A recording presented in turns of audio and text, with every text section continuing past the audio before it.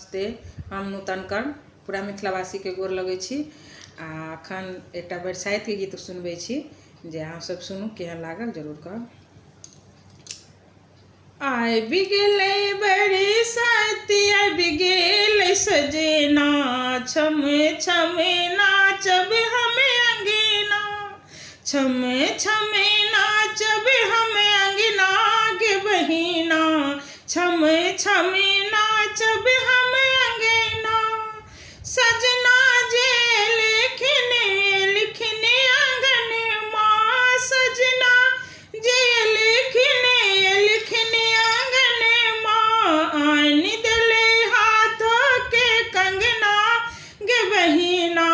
छम छम नाचब हम अंगना छम छम नाचब हम अंगना गे बहिना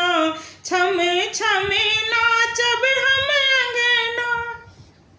सासु सोहागिन भारो पठ लेखिन सासु सोहागिन भारो पठ लेखिन भारो पठ लेखिन भारो पठ लेखिन सबटा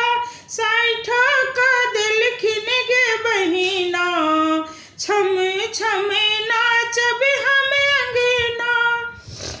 साड़ी पठ लेखिन चुनरी पठ लेखिन साड़ी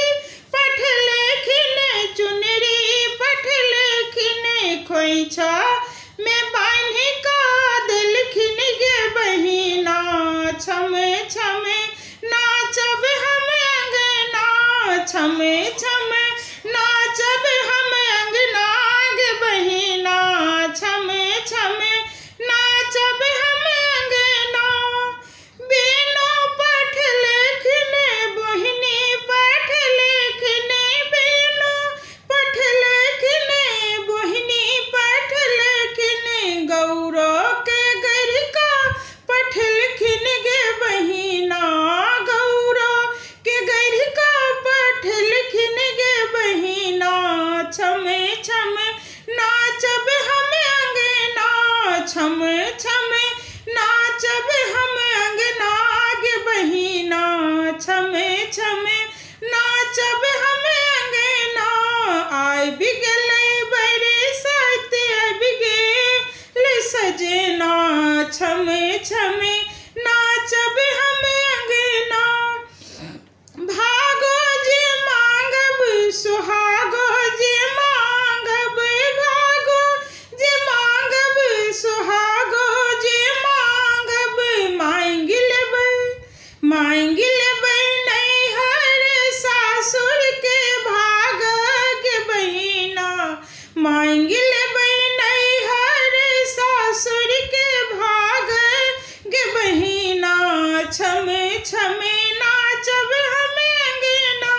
छम छम नाचब हम अंगना गे बहिना छम छम नाचब हम अंगना आबि गेलै बरसाइत आबि गेलै सजना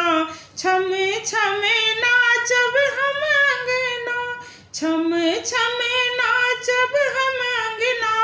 गे बहिना छम छम नाचब हम अंगना।